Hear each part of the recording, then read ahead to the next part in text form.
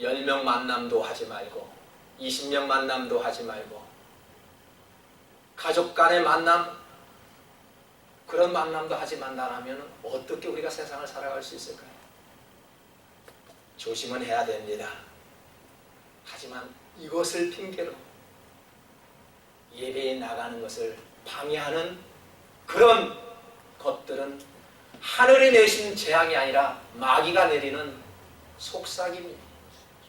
왜 그렇습니까? 저는 그렇습니다. 이제는 중국 땅에 메뚜기 떼가 그 땅을 덮치고 있대요. 지금 재앙이 겹친 상태지요? 이것을 보고도 마귀의 짓이라고 말할 수 있을까요? 이것도 하나님께서 내리신 재앙입니다.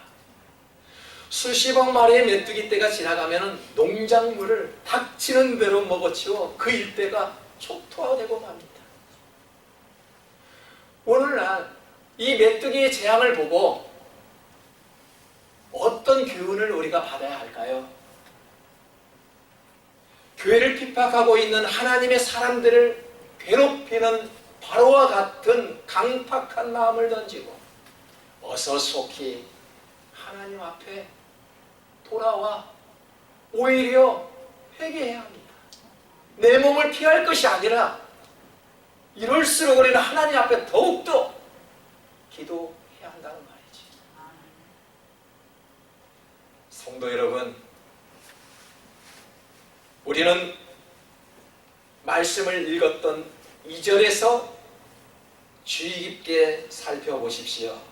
너가 내가 애굽에서 행한 일들 곧 내가 그들 가운데에서 행한 표징을 내 아들과 내 자손의 귀에 전하기 위함이라.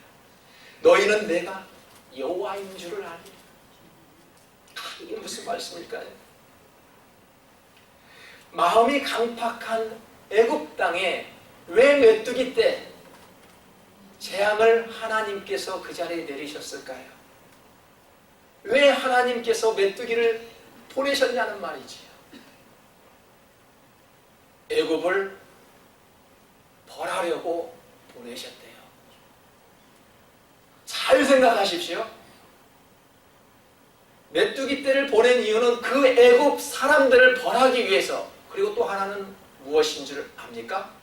너희는 내가 여호와인 줄을 모르기 때문에 우리 믿는 사람들 조차에게도 하나님의 놀라우신 능력을 보이기 위해서 메뚜기 떼를 보내셨다라고 지금 2절에서 말씀하고 있는 것입니다.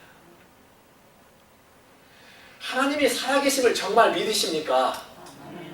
네, 우리는 아멘하고 우리는 정말 믿습니다.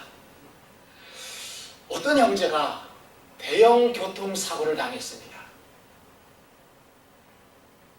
속된 말로 죽었다가 살아났던 그런 청년이 있었지요. 그 청년이 하는 말이 역시 나를 보호하시는 우리 하나님이 살아계심을 그때서야 느꼈다 라고 말합니다. 그 청년을 지금도 바라봅니다. 변화된 모습이 없습니다. 하나님이 살아계셨다라고 믿는 그 고백이 사실이었던가요? 아닙니다. 어떻게 해야만이 하나님이 살아계심을 느낄 수 있을까요? 메뚜기 떼를 보내서 그 땅을 초토화시켜야만이, 그 사람을 초토화시키고 그가 하는 일을 초토화시켜야만이 하나님 나 잘못했습니다 라고 말할 수 있을까요? 여러분, 위기에 처할 때마다 하나님이 살아계심을 느낀 것이 아니라 내가 평온할 때, 내가 이처럼 건강할 때 정말로 하나님을 믿고 살아계심을 느낀다라면 얼마나 복된 사람일까요?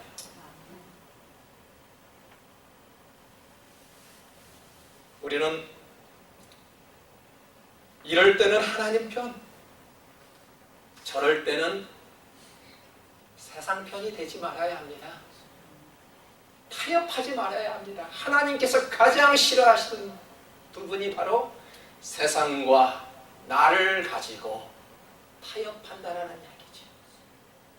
두 주인을 섬길 수 없는데 돈과 하나님을 겸하여 섬길 수 없다고 말씀하였는데 우리는 이럴 때는 하나님 편, 저럴 때는 세상 편이 되고 말지요.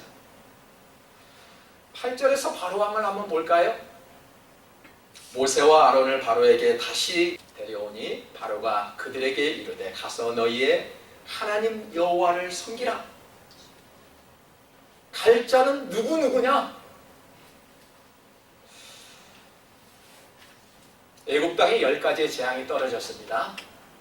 우리가 지금 나누는 말씀은 8번째의 재앙이에요. 첫 번째 재앙이 뭐였습니까?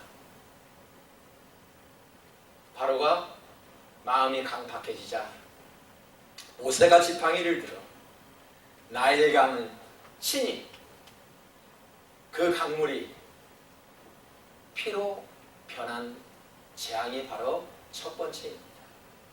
두 번째는요, 개구리들이 온통 왕궁을 덮쳤고 애굽의 온 지면을 개구리가 득실거렸습니다. 세 번째는 티끌이 이가 되어 사람의 몸과 짐승의 몸에 기어다니기 시작하였습니다. 네 번째는 집집마다 파리떼가 가득하였지요. 다섯 번째는 가축의 돌림병이 돌았고 여섯 번째는 사람과 짐승에게 악성 종기가 나기 시작하였습니다. 일곱 번째는 하늘에서 우박이 내려 모든 식물과 모든 푸른 것들은 다 초토화시키고 말았습니다. 우리가 읽었던 여덟 번째 재앙은 메뚜기 떼 재앙입니다. 그렇게 일곱 번째의 강력한 맛을 보고도 바로는 마음을 움직이지 못합니다. 내 백성을 보내지 않으면 이제는 메뚜기 떼를 보낸다고 하니 바로의 신하들은 놀라지 않을 수가 없었지요. 바로의 신하들이 그렇게 말합니다. 바로 왕이시여, 저들이 부탁했던 백성들을 이제 보내주시기를 원하나이다. 이러다가는 큰일 나겠습니다. 빨리 이스라엘 백성들을 이 땅에서 보내줘야 합니다라고 강력하게 항의했지만 바로는 보내주지 않았습니다. 오히려 바로는 그렇게 말하지요. 너희의 하나님 여호와를 섬기라. 너만 섬기라는 이야기죠. 갈 자가 누구냐? 없다. 여기에는 너나 가라. 지금 이 말씀이에요. 얼마나 지금 바로가 강팍합니까? 생각해 보세요. 우리 같이 신앙생활을 합시다라고 가자는데 당신이나 가. 똑같은 현상이에요. 나 교회 가고 싶어. 가지마. 왜 가? 지금 그런 말씀이에요. 너나 잘해. 우리는 그런 말 많이 듣죠. 특히 전도할 때 그런 말 많이 듣습니다. 당신이나 잘 믿으세요. 여러분, 이것은요 마귀가 주는 말이에요. 사단이 주는 말이란 말이에요. 하나님은 뭐라고 말씀하실 거예요? 너나 잘 믿어. 그게 아니에요. 온 가족이 잘 믿는 것이 하나님의 뜻이에요. 남녀노소 어린아이조차까지 할 것 없이 다 하나님을 믿는 것이 하나님의 뜻이란 말이에요. 마귀의 짓은 뭐입니까? 나 혼자만 잘 믿으면 됩니다. 당신이나 잘가 하면은 마귀가 주는 마음이에요. 여러분, 모세가 그렇게 말했어요. 어떻게 해요? 모세가 정말로 남녀노소와 양과 소를 데리고 가겠다라고 바로에게 강력하게 말했어요. 나는 절대 나 혼자 못 갈 거야. 나의 백성뿐만 아니라 그 어린아이까지 모든 짐승과 가축들을 데리고 가겠다라는 이야기예요. 하나님이 주신 마음 맞지요? 그런데 바로는 뭐라고 이야기했나요? 갈 자가 없어 당신들이나 가 라는 것입니다. 성도 여러분, 나만 예배하면 되겠습니까? 나 혼자만 천국 가면 되겠습니까? 내 남편, 내 아내, 내 가족들과 함께 가면 얼마나 좋겠습니까? 하나님은 그렇게 말씀하십니다. 마귀는 당신 혼자만 가도 충분해 라고 우리에게 속삭입니다. 성도 여러분, 사단은요, 너희만 잘하면 되지 가족들에게 강요하지 마, 자녀들에게도 재촉하지 마, 내버려둬, 알아서 잘할 거야, 달콤하게 우리들을 유혹합니다. 여러분, 이것은요, 그들을 애국으로부터 이끌어내기 위한 수고를 하지 않는 것과 같습니다. 모세가 얼마든지 혼자 아론 형과 함께 그 땅을 벗어날 수 있지요. 하지만 모세와 아론은 그렇지 않았습니다. 남녀노소 모든 할 거 없이 양과 소까지 함께 가겠다라고 바로에게, 왕에게 강력하게 자기의 주장을 내놓았습니다. 여러분, 강단에서 말입니다, 쓴소리를 한번 해보십시오. 쓴소리가 무엇입니까? 정신 차리고 여호와를 잘 섬겨야 합니다. 이것이 쓴소리거든요. 그렇게 했더니 어떻게 됐어요? 바로 앞에서 쫓겨났네요. 우리는 그렇습니다. 여호와를 잘 섬기라고 할 때 지금 모세는 쫓겨났어요. 바로 앞에서 말입니다. 어떻게 할까요? 때로는 목사도 강단에서 쓴소리를 하게 되면 빈자리가 넘쳐날 것이 분명합니다. 교회에 다음 주에는 안 나오는 그런 성도들도 있습니다. 목사를 쫓아내든지 내가 이 교회를 안 나오든지 둘 중에 하나입니다. 다른 말을 하면 쫓겨납니다. 목회자에 있어서 말입니다, 가장 큰 죄를 범하고 있는 것이 무엇인지 좀 가르쳐 드릴까요? 목사가 세상 사람들과 어떻게 많이 잘 어울릴 수 있는 그런 직분은 아니더군요. 만나는 사람들이 한정되어 있거든요. 목사는 목사들만 사실 많이 만납니다. 가장 전도 못하는 사람이 누군 줄 알아요? 목사예요. 예, 목사님들만 만나니까 전도가 잘 안 되더군요. 목회자가 가장 큰 죄를 범하고 있다는 것은 뭐냐면 쓴소리를 강대상에서 잘 못한다는 이야기죠. 이 말 하면은 김 집사가 걸리고, 저 말 하면 이 집사가 걸리고, 그렇다고 해서 아무 말도 안 하면 우리 목사님은 나 칭찬도 안 해준다라고 박 집사가 걸립니다. 어떻게 하란 말일까요? 도덕적인 설교도 못하고요, 교훈적인 설교도 못하고요, 헌금 잘 안 하고 설교도 못합니다. 이것이 목회자의 죄입니다. 가장 큰 죄입니다. 여러분, 양치기의 책임이 무엇일까요?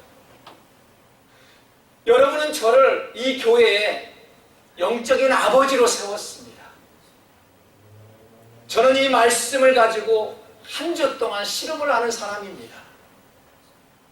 여러분 대신해서 하나님 말씀을 연구하고 어떻게 하면 하나님 말씀을 선포할까 실험을 하는 사람입니다. 여러분은 그렇게 해서는 안 되죠. 생활 전선에서 열심히 사셔야 합니다. 왜요? 임무가 다르기 때문에 돈도 많이 버리셔야 되고요, 틈나는 대로 기도하셔야 합니다. 목사는 그렇지 않습니다. 일보다는 하나님 말씀을 더 연구해야 되고 우리 성도님들이 건강한 꼴을 먹이기 위해서 연구합니다. 이게 목사의 직분입니다. 양치기의 책임은 양이 목장에서 건강하게 잘 자라도록 싱싱한 채소를 먹이는 것이 양치기의 임무이지요. 눈이 어두우니 우리는 행여나 의 목장 울타리를 벗어날까봐 지켜주는 것이 양치기의 의무이지요. 내 백성이 예배할 수 있도록 잘 인도될 수 있도록 보호해주는 것이 양치기의 임무입니다. 그런데 왜 예배를 방해합니까? 왜 성도가 성도를 비방하고 왜 위로하지 못하고 기도해주지 못하고 왜 그렇습니까? 내 백성이 예배해달라고 좀 보내달라고 하는데 왜 붙잡습니까? 7절에 보면 바로의 신하들도 그렇게 말하지 않았습니까? 어느 때까지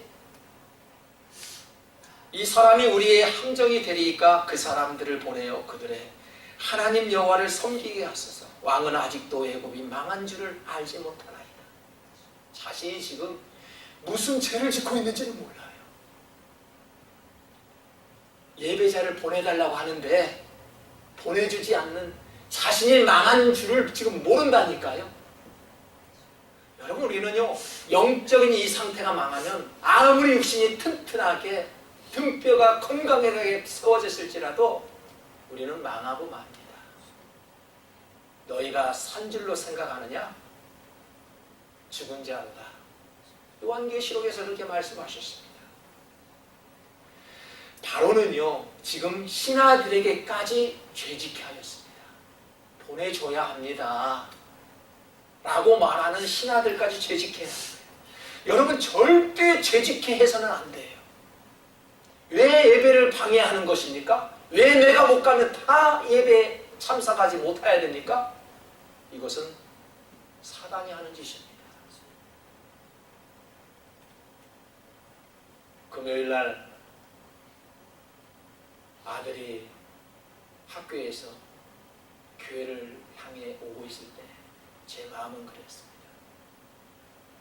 항상 피곤한데 좀 오지 말라고 제가 좀 갈등이 생겼어요. 솔직하게 고백합니다. 좀 쉬게 해주고 싶어서.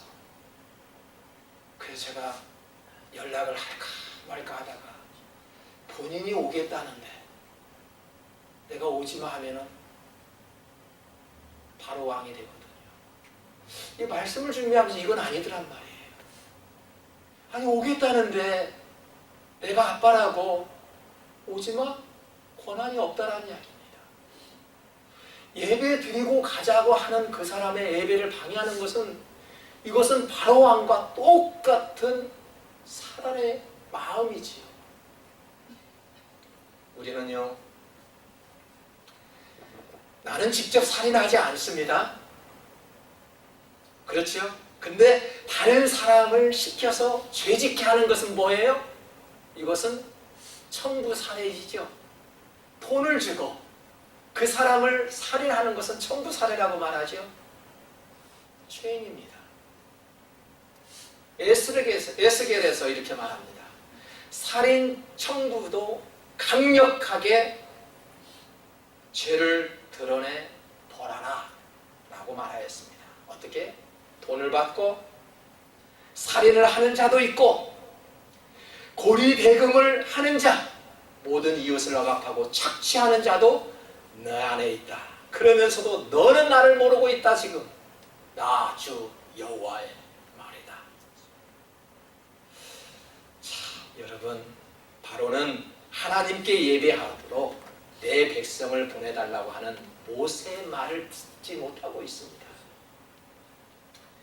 이제 그만 보내주라는 신하의 말도 귀담아 듣지 않았습니다.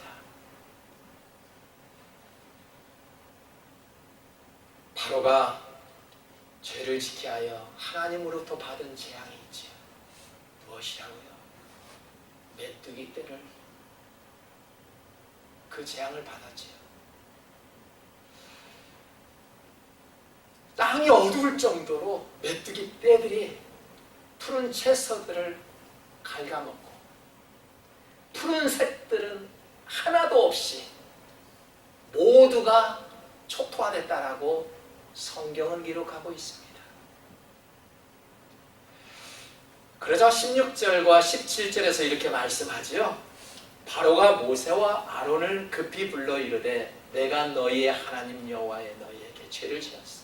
바라건대 이번만 나의 죄를 용서하고 너희 하나님 여호와께 구하여 이 죽음만은 내게서 떠나게 하라. 바로가 초토화되니 이제 모세를 붙잡고 당신의 하나님께 나의 이 죽음을 한 번만 살려달라고 부탁한 거예요. 자, 우리도 이런 기도 많이 하죠. 하나님 한 번만 살려주세요. 이번 기회만 잘 넘겨주십시오. 정말 제가 하나님께 잘하겠습니다. 저는 이런 사람들 많이 보았습니다. 저도 그랬어요. 이번 한 번만 잘 넘겨주시면 하나님 앞에 꼭 잘하겠습니다. 누구를 막론하고요. 우리는 그렇게 기도해요. 저도 그렇게 한다니까요. 그런데 중요한 건요. 변화가 돼야 되잖아요. 그렇게 했으면. 한 번만 살려달라고 했으면요. 지금 세계 경제가 마비되고 있지요.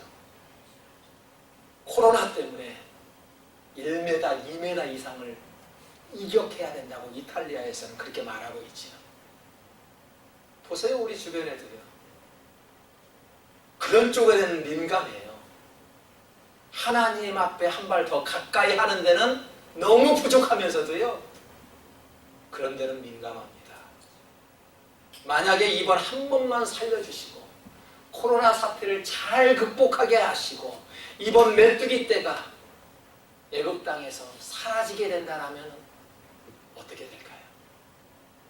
우리도 한번 그렇게 질문해 보자고요. 코로나로 인하여 너무 모든 계획들이 다 물거품이 되었는데 이번 사태 잘 극복하고 지금 예배도 못 드리고 있는데 교인들이 평화롭게 잘 예배 드릴 수만 있다면 나는 이렇게 하겠습니다.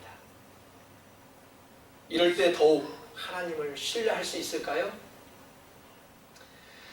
하나님은 모세의 기도를 들으시고 바로의 죽음을 살리기 위해서 하나님께 기도하였습니다. 기도하였더니 하나님께서 애굽에 있는 모든 메뚜기 떼를 하나도 남김없이 청소해 주셨습니다. 자, 그러면 바로는 이제 어떻게 되었을까요? 20절 볼게요. 그러나 여호와께서 바로의 마음을 완악하게 하셨으므로 이스라엘 자손을 보내지 아니하였더라. 바로는 하나님을 예배하는 곳에 끝까지 보내지 않았습니다. 그 결과 9번째 재앙이 떨어지죠. 9번째 재앙은 애굽 전체를 빛이 없고 어둠으로 그 세상을 바라볼 수가 없었어요.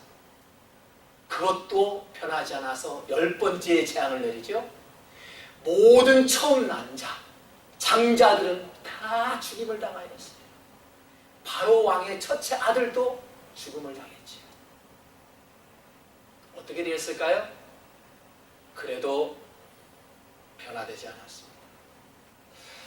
사람이 변화된다는 것은 참 쉬운 일이 아닌가 봅니다.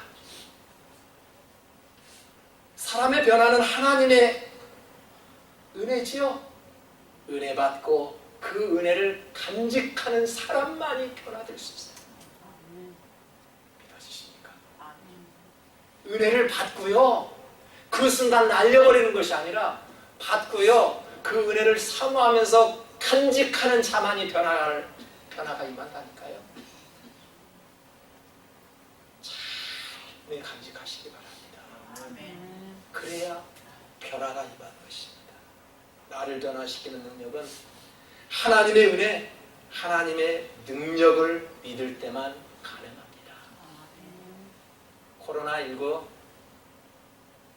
마귀가 내린 짓이라면 메뚜기 때도 마귀가 내렸다라고 말하지. 왜 그런 말은 마귀가 내렸다고 말하지 않습니까? 이것은 분명 하나님이 내리신 재앙입니다. 재앙의 의미가 무엇일까요? 하나님을 탄압하는 자들에게 벌을 주고 하나님이 살아계심을 보이기 위해서 재앙을 내리셨대요. 우리 이번 사태를 심각하게 받아들여야 합니다.